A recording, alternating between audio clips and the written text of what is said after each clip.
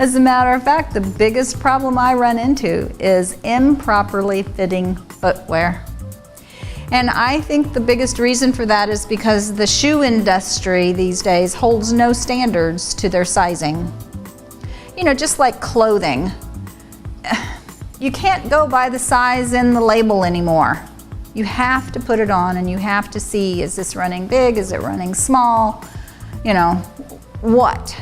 So it is very, very important to learn where your foot should sit inside of a shoe to know if that shoe has a standard size or not.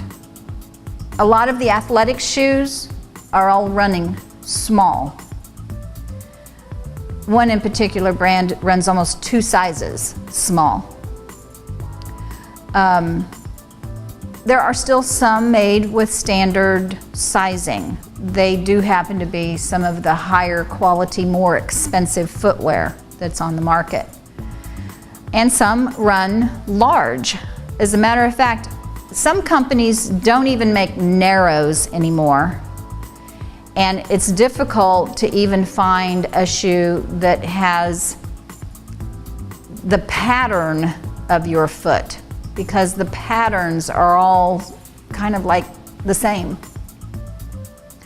So when you want to fit your foot into a shoe properly, you want to know what your arch measurement is. Now this is the measurement that is taken from the back of your heel to the ball of your foot, or that big toe metatarsal.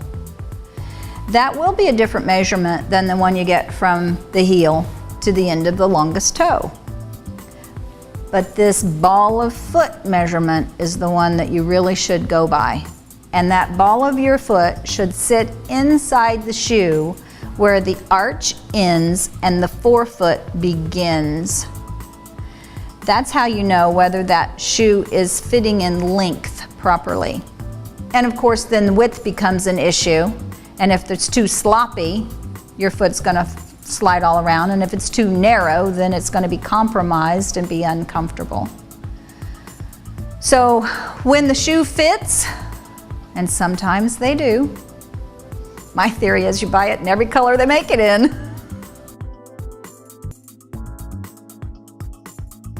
What I do as a part of my scope of practice as a certified podorthist is, first of all and foremost, I fit those shoes properly on your feet. And second of all, I teach you as I am doing so that you will understand down the road how to do this for yourself.